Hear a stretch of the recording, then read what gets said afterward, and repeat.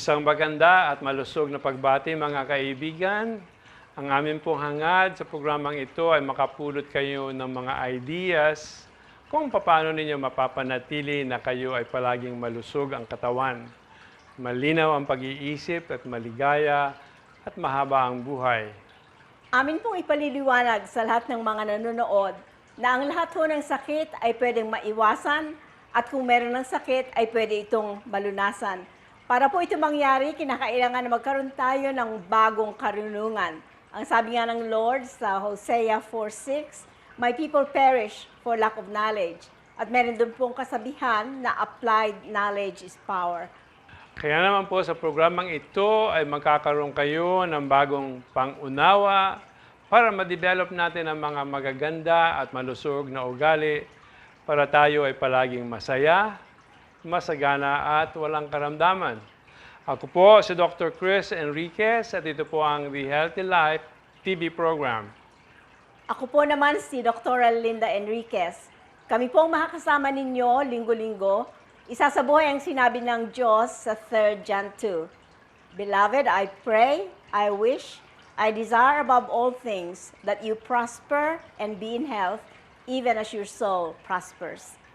Huwag po kayong aalis at pag-uusapan natin ang tinatawag na PD or Parkinson's disease. Kung meron po kayong kilala na mayroong sakit na ito, ay tawagan po ninyo at anyayahan na manood ng ating programa. Saglit lamang po at magbabalik ang The Healthy Life.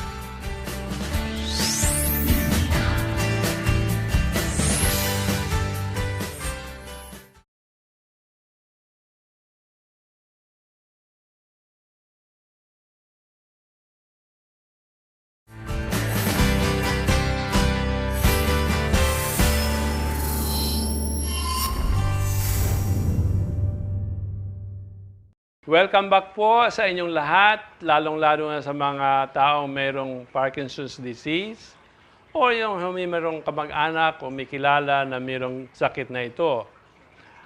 Ang ating pong programang ito, ang unang parte ay ang pag-introduce ng fruit or vegetable of the week. At ang ating pong pag-uusapan ay peppers or chile or sili. Meron po akong tanong, isa pong quiz sa inyong lahat. Ang peppers ba ay fruit or vegetable? Mamaya po sa bandang huli natin sasagutin yung question na yan. Kaya palagi po kayong tumutok para malaman nyo ang sagot.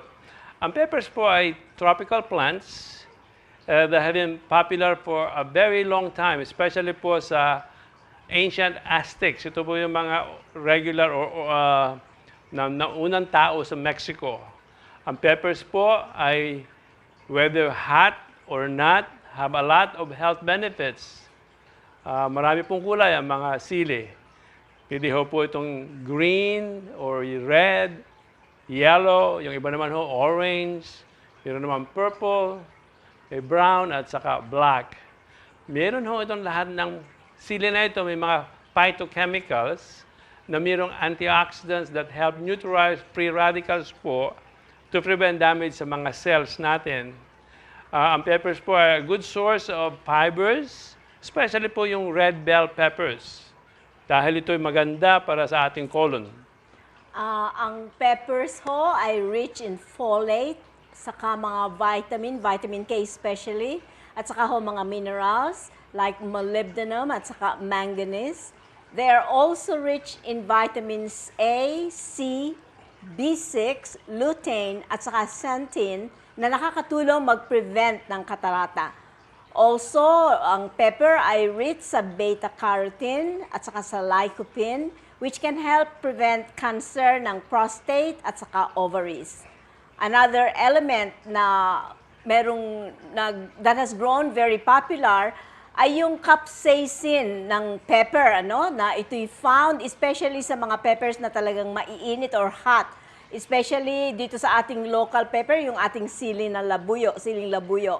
Ito pong capsaicin ay nakikita rin sa mga habaneros pepper, sa mga jalapenos pepper, at saka kahit sa mga bell pepper. Pero the most amount of capsaicin ay doon mo talaga sa siling labuyo nakikita. Ang capsaicin ho ay importante dahil ito ay anti-inflammatory at saka nakakatanggal ng pain. Analgesic din ito. Yung cream na may capsaicin na nakaka-relieve ng mga diabetic neuropathy. At saka ito ho ay ginagamit to curb the appetite para mag-lose ng weight. At saka nakaka-increase ito ng body temperature. It also helps na mag-lose ng weight kung merong overweight na tao, ano? And for our topic today, pepper may also help prevent Parkinson's disease, Dr. Chris. Yes, yes. Ang ating pong paksa ngayon, kagaya ng sinabi ni Doktora, ay Parkinson's disease. Ito pong sakit na ito, isang napakaseryosong progressive degenerative neurological problem that affects many people po. It affects about 6 million people worldwide. Wala po itong known cause, pero na-affect po nito ang mga part ng brain na nagpuproduce ng dopamine, kaya yung dopamine po ay bumababa ang production. Ang dopamine po is a neurotransmitter involved in maintaining motor function control. Sa Amerika po, ang Parkinson's is the 14th leading cause of death and affects about 50 to 60,000 new patients a year. Dito po sa atin, sa Philippines, there are over 100,000 people who are suffering from Parkinson's disease. Majority sa kanila ay mga lalaki. Itong sakit na ito ay first described by Dr. James Parkinson ng England noong late 18th and early 19th century. It is relatively a rare disease, but the second most prevalent neurodegenerative disease after Alzheimer's disease. It usually affects people over 60 years old po, although it can also affect younger people, kagaya doktora ni Michael J. Fox. Batang-bata pa siya nung magkaroon siya ng ma-diagnose siya ng Parkinson's disease. Some of the famous na mga tao ho na na-diagnose ng Parkinson's disease are the following. Si Muhammad Ali, almost all of us dito sa Pilipinas, kilala natin siya ang previous world heavyweight boxing champion, ano ho. And recently, sabi nga mo, Dr. Chris, si Michael J. Fox, isang very popular TV at saka screen actor sa Amerika. The others ho ay si Billy Graham, the famous worldwide evangelist. Salvador Dali, isa ho itong famous painter from Spain. At saka po si Pope John Paul II ay na-diagnose din ng Parkinson. Si Deborah Kerr, isa hong artista na sikat din. Si Linda Ronstadt, na very popular singer sa Amerika. At saka entertainer din siya nung early 60s at saka nung early 70s. Si Adolf Hitler, si Hitler ho, yung sa Holocaust, ano? Yung pumatay na maraming tao. Marami yung tao, mga Jewish nung Holocaust time. Meron din po siyang diagnosed ng Parkinson's. Si Johnny Cash also was diagnosed with Parkinson's. Si Freddie Roach, diagnosed din ng Parkinson. At saka ho, marami pang ibang tao. Ang mga simptomas naman po ng Parkinson ay itong mga sumusunod. Tatlo ho, merong triad, Dr. Chris, ang Parkinson. Ano? Ito yung tinatawag na tremor, na itong tremor ito ay usually fine tremor na gano'n. Nanginginig na gano'n. It can involve the hand, it can involve the feet, ano? It can involve kalahati po ng katawan, it can involve ito lang face, at saka ito lang jaw. Kaya maraming ano, pero ang isa sa triad na yun ay yung tremor, ano.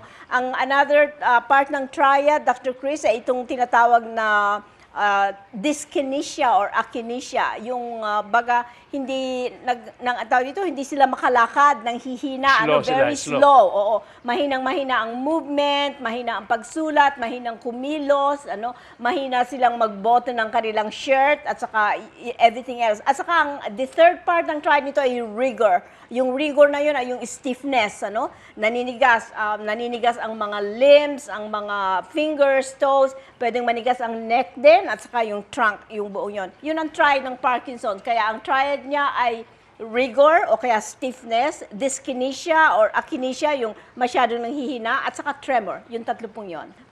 Meron din pong ibang simptomas, kagaya po ng postural instability, yung pagka tumayo hindi siya ma-stable, hindi siya makatayo ng matagal. Ang iba naman nag-freeze, hindi makagalaw, hindi makakibo, nag-hesitate siyang gumalaw. Tapos pag naglakad, nagsashuffle ba yung dahan-dahan lang ng paglakad? Para bang cogwheel, ano? Parang cogwheel ang kanya, Ganun ang no? lakad Ganun lang, niya. oh. Pero pag naumpisahan na siya maglakad, kung minsan mabilis namang lumakad. Pagka sumusulat siya, kagaya ng sinabi mo, pagka sumusulat, napakaliliit po ng mga letra na ginagawa nila sa pagsulat. Ang mukha naman, parang parang nakamaskara, walang expression. Oo. Tapos ang speech, kung minsan slurred, kung minsan hindi mo maintindihan, kung minsan pa nahihirapang mag-swallow. Obviously, may mga sexual dysfunction dito, ang mga tao nito. Pero ang isang most important thing na napapansin nila, meron silang depression. Kasi frustrated kasi sila. Alam nila ang gusto nilang sabihin, hindi sila makapagsalita dahil ang speech nila ay impaired, kaya depressed sila. Tapos, Hindi sila maintindihan. hindi sila ng maintindihan kausap. pa nagsalita, kaya masama ang loob nila, frustrated sila. Saka ang main thing po, may mga cognitive problems. Nagkakaroon na ng memory difficulties, nako-confuse po, kung minsan hindi nila kung anong oras, hindi na alam kung nasaan sila, hindi sa kung anong lugar. At kung minsan naman po ay talagang very slow sila sa speech nila. Mga kaibigan, marami pa po tayong pag-uusapan tungkol sa Parkinson's disease. Maghintay lang po kayo at magbabalik ang The Healthy Life.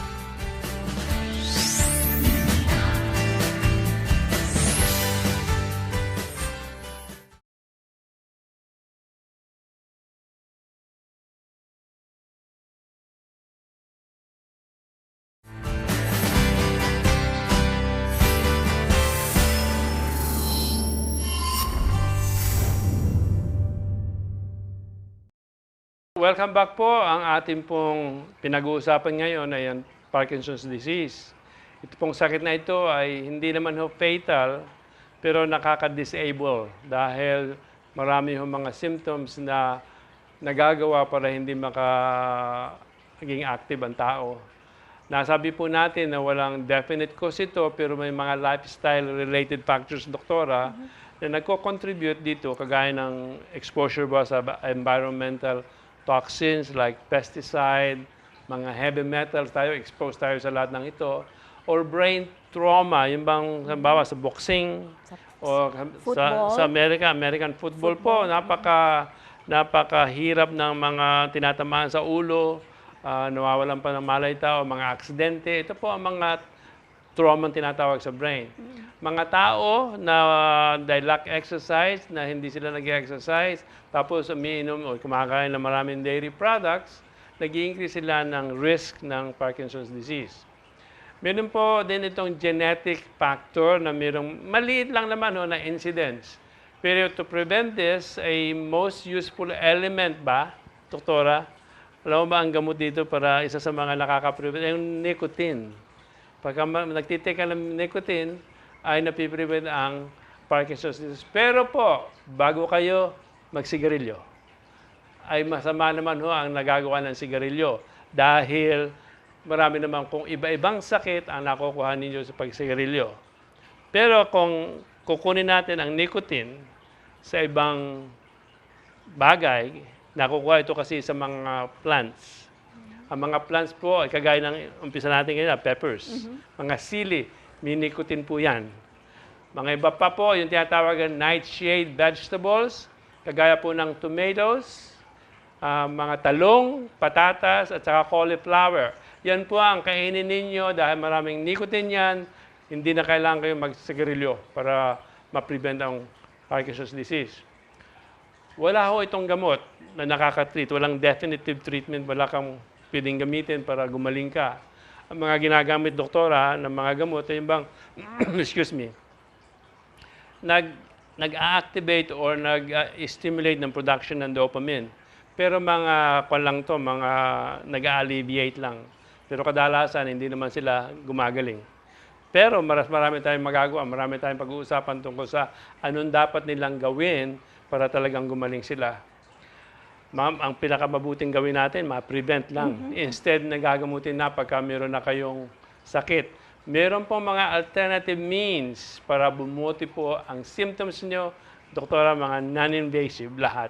No, ang finding kasi Dr. Chris sa mga taong may Parkinson's, ang part ng brain generally mostly affected ay yung tinatawag na yung substantia nigra ng midbrain, okay? Yung mga cells doon ay nasisira. Yun ang pinaka-main findings pathologically sa Parkinson's. Pero of course, yung mga ibang part ng nervous system, katulad ng peripheral nervous system, ay pwedeng ma-involve. Yung autonomic nervous system, which is yung parasympathetic at saka sympathetic nervous system, ay pwedeng ma-involve din. Kaya maraming part ng nervous system nang nai-involve. Pero ang main finding nila talaga, of course, ay sa brain. Kaya yung isa sa mga findings din nila pathologically ay yung mga taong may Parkinson's ay napakababa ng glutathione level sa mga cells. Ay itong glutathione ay napaka-importanting substansya nito dahil ito talagang nakaka-prevent ito ng mga degeneration ng cells. Yung mitochondria na ang cells kasi natin ay bilog yun. Ang isang cell natin na normal ay bilog. Meron siyang cell wall sa napakapaligid, meron siyang nucleus sa gitna. Yung nucleus ay nandun yung genetic factor ng ating cells. Tapos in between the nucleus at saka nung cell wall ay merong liquid doon, yung tinatawag na cytoplasm. Doon, Dr. Chris, sa cytoplasm ay nandun ho yung tinatawag na mitochondria. Mga thousands, hundreds of thousands ng mitochondria ay nandoon sa cytoplasm ng bawat isang cell. Na itong mitochondria na ito ang responsible sa pag-produce ng energy ng cells. Ay pagka mababa ang glutathione level, ay itong mitochondria na ito ay napaka-low ng activity. Kaya mga cells nila, kumbaga, nang hihina, hindi nakaka-function normally because of that. Kaya ang isa sa mga preventive measure and treatment, part ng treatment na rin actually is to get glutathione. Pagka you can get glutathione either orally or intravenously. Ginagamit natin sa RAPA ay yung intravenous. Saka sa Healthy Life din. Yeah. Importante yon. Ito sa mga part ng contributions sa prevention at saka treatment ng glutathione. Tapos, Dr. Chris, ang isa pang sinabi mo nga yung environmental factors na nakaka-cause. Part noon, of course, yung mga pagkain na kinakain, saka environment, yung mga herbicide. Ang pinaka-common substance na present sa almost lahat ng herbicide ay yung tinatawag, at saka pesticides ay yung tinatawag na rotenone, na ito talaga ang specifically nakaka-cause ng Parkinson. And almost lahat ng pesticides ay meron ito. Kaya importante yung pagka nag-spray tayo sa bahay para sa mga insects at saka yung mga iba pa, sa mga daga, sa mga ants and everything, ay delikado din yun pagka yung mga chemicals na yon. Kaya kailangan organic. Organic, oo. Okay. Tapos yung mga pagkain natin, dapat talaga yung organic talaga, dapat ay inugasan ng gusto kung hindi man organic ang mabili. Tapos yung mga pagkain, yung tinatawag natin, which we have talked about before, Dr. Chris, a lot actually, ay yung excitotoxic foods. Na itong excitotoxic foods na ito, ang ginagawa nito ay nag-i-increase ito ng level ng glutamate, na itong maraming glutamate receptors ng ating brain. Pag nag-increase yung glutamate level ng ating brain, ay yung mga brain cells natin, particularly dito sa midbrain nga, ay talagang nai-excite. Kumbaga parang binigyan mo ng electricity, tapos nanginginig silang gano'n, And after walang tigil na gano'n, kung kain ka ng kain ng those things, ay manghihina ang cells mo, and then mamamatay. And that's one of the major contributing factors ng Parkinson's is actually yung food. And the excitotoxic foods, Dr. Chris, as we have mentioned before, ay katulad nga ng yung tawag dito, yung Betsin. MSG, okay? Ang MSG actually, pag kumain ka ng betsin, ay nag-i-increase ito ng 50% times ng glutamate level sa blood. Napakadelikado, Ang isa pa nito ay yung aspartame, yung nakikita natin sa mga sweetener, yung artificial sweetener. sweeteners. Yeah. Equal ba yung ng aspartame? Okay. Aspartame lang. Aspartame, okay. Pag nag-combine ka ng MSG at saka yung artificial sweetener na aspartame, okay, 4,000 times nag-i-increase ang glutamate level ng isang tao sa kanyang blood. Na ito, of course, nag-i-increase sa brain. Kaya napakalaking contributing factor nito sa development ng Parkinson's. Tapos yung mga soy, na pag-usapan natin minsan, sa lahat ng vegetable family, soy has the highest glutamate level sa lahat ng mga, at saka mga soy products. Kaya itong mga ito, dapat ay iiwasan na natin kainin. Kung mayroon tayong Parkinson's na ang isang tao, dapat hindi na kumakain ng mga yon. Kaya marami pa po tayong pag-uusapan tungkol sa Parkinson's. Stay tuned lang po at magbabalik uli ang The Healthy Life.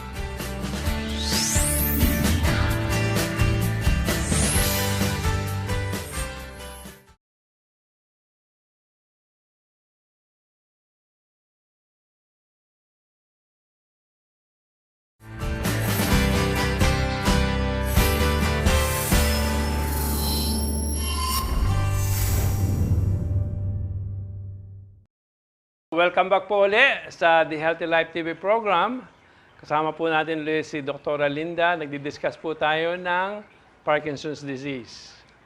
Ang good news ho ay pwedeng ma-alleviate ang mga symptoms kung meron ng sakit na Parkinson's o ma-prevent naman ito ng mga natural at saka organic products. Ano? Ang isa po na importanteng matandaan natin ay merong study ginawa sila sa Harvard na pagka uminom ka ng 2 cups of green tea or more ay pwedeng ma-alleviate ang symptoms o ma-prevent ang Parkinson's. Pero conditional po ito dahil ang green tea ho at saka ang mga tea, lahat ho ng commercial tea at saka lahat ng commercial coffee, ito ho ay napakataas ng content nila ng fluoride. Ang fluoride ho ay isa sa mga excitotoxic substance na sinabi nga natin kanina lang na ito ay nag-i-stimulate ng mga brain cells natin sa midbrain, na pagka hindi ka tumigil at inom ka ng inom, ay ang mangyayari ay masama, masisira, eventually manghihina, tas masisira yung mga brain cells natin. Kung ang ating iinumin na tea o kaya coffee for that matter, kasi ang coffee ho, yung caffeine ng coffee ay inaano rin nila na maayos daw, ay importante ho na ang conditional ito dahil kailangan pong organic. Hindi namin sinasuggest na uminom kayo ng kahit anong green tea o kahit anong coffee, basta ang importante ho ay organic dahil pagka ho yung mga commercial brand, because of the pesticides po na inaano nila sa mga commercial products, ay marami hong fluoride yun. Kaya hindi ho natin inirecommend yun. Pero kung organic, pwede ho kayong uminom ng 2 cups of tea or more a day. Yun ho ang result ng Harvard study na nila as far as helping people with Parkinson's. Another thing na importante ay ang berries po. Napakagaling ng kahit anong berries, hindi lang sa Parkinson's, sa marami pang degenerative disease. Pero Mga strawberry, blueberry. strawberries yon, Dr. Chris, blueberry, cranberry, at saka raspberries, yung mga yon. Orange juice ho, mabuti rin. Tsaka At saka yung apple. yung red wine, apple din. Red wine kung kayo umiinom na, pero huwag kayo mag-umpisang uminom kung hindi pa kayo umiinom ng red wine. Kasi yung sustansya doon, pwedeng makuha ninyo sa ibang pagkain. Ang reduced exposure sa toxin is very important ho. Especially nga, yung sabi natin, mga na-spray ng pesticide na pagkain, yung pag-spray ng pesticide sa bahay natin, yung drinking caffeine na mention ko earlier, just like coffee at saka tea, dapat ho organic ang ating iinumin, that can prevent and help Parkinson's disease. Ang isa pa pong kailangang anuhin natin ay hormonal balance. Napaka-importante, Dr. Chris, noon. Sa lahat ng, after 40 talaga, or 40 sa lalaki, after 30 sa babae, ang hormone bumabagsak na, kailangan mabalance ang hormones. Otherwise, napakarami po ng pwedeng mangyaring degenerative disease sa katawan ng isang tao, pero ngayon ho, ay Parkinson's ang pinag-uusapan natin. It happens to be Parkinson's is one of them, na pwedeng magkaroon pagka hindi balance ang hormone.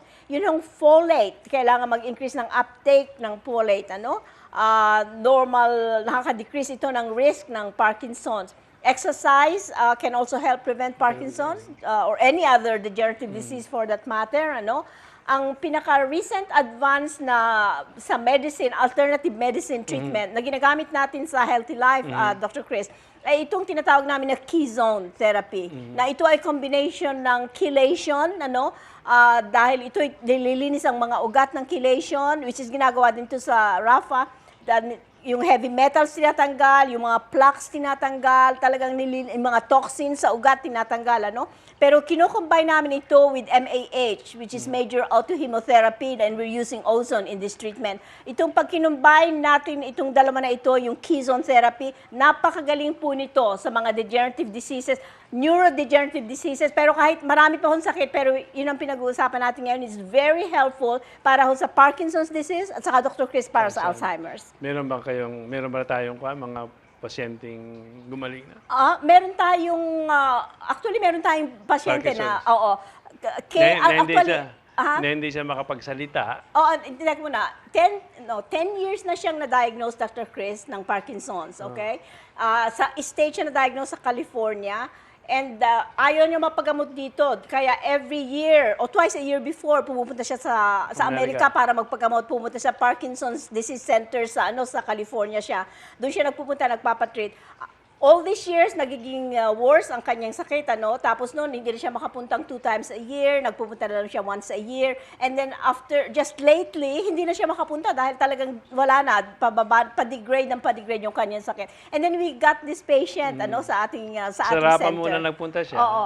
Inumpasahan namin Ma-detox. detoxify. Oo, Tapos yeah. sa Healthy Life, Oh, bigyan dahil inano natin sa kanya, inumpisa natin yung Yung Keyzone M- therapy sa MMA, kanya. tsaka- Actually, 1 month pa lang so far siyang nag-treat, Dr. Chris eh. Nung umpisa talaga, hindi ko siya talaga maintindihan po, which is part ng symptoms naman ng ano yung Parkinson. Pero after a month, ngayon, maliwanag siya magsalita, nagkakaintindihan na kami, at saka siya, at naglalakad saka na. mga doktor. At saka ngayon, na-improve ang kanyang walking. Dati naka-wheelchair lang po siya. Oo, kaya yun, magaling ho talaga ang Keyzone dito sa Alzheimer's and Parkinson's na meron na kaming experience doon. Pero sa Amerika ho, ang experience nila talaga dito sa Keyzone therapy is so good na we brought it here to the Philippines, yung treatment na yon.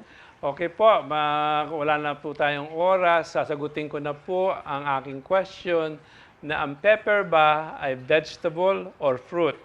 Pero bago po natin sagutin, gusto ko lang pakita ho to.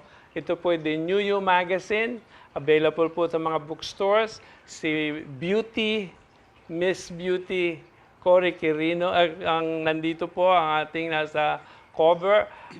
Nagsalita po siya tungkol sa Rapa Health at tungkol sa ginagawa namin sa Rapa Health at saka sa Healthy Life. Nandito po ang istorya ng aming dalawang clinics po.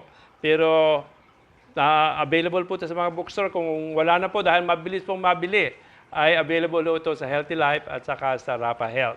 Ang pepper ba or sili ay vegetable or fruit? Sino po nagsabi sa inyong ito ay vegetable? Aha! Sino po nagsabing fruit? Tama po kayo. Ang sili po is fruit, hindi po vegetable.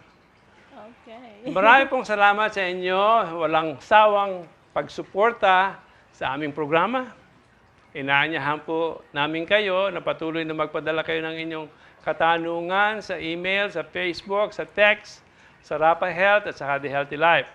Ang amin po lang pakiusap, ilagay naman ninyo ang inyong pangalan at kung taga saan kayo para naman mabasa namin ang inyong tanong sa TV. Ang mga contact information po namin nandiyan po sa screen. Basahin niyo po yung aming mga telepono at saka website. Ngayon po ay dadako na tayo sa ating word for the week. Ay galing sa 1 John 3:1. How great is the love the Father has lavished on us, that we should be called children of God. Napakaganda po. At ang lagi pong payo ng inyong health doctors, think good health, think long life. Tandaan po natin na tayo ay hindi lamang itong katawan na nakikita natin, ano? Tayo po ay merong kaluluwa, which is ang ating pag-iisip, ang ating emosyon, at saka ang ating self-will.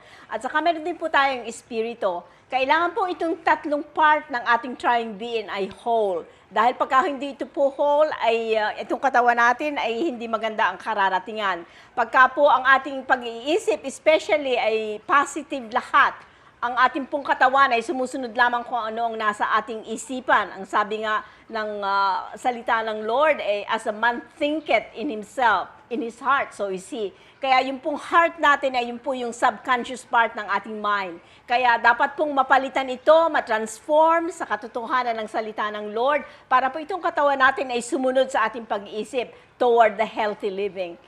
Ako po si Dr. Linda Enriquez, ang inyong lingkod. Salamat po sa inyo. At ako naman po si Dr. Chris Enriquez na nagpapayo sa inyong lahat. Sundin natin ang biblical health. Then expect to live to 120 years. See you next week po. Maraming salamat. Thank you for sending in your questions to the Healthy Life Show. I hope that your questions have been answered completely and to your satisfaction.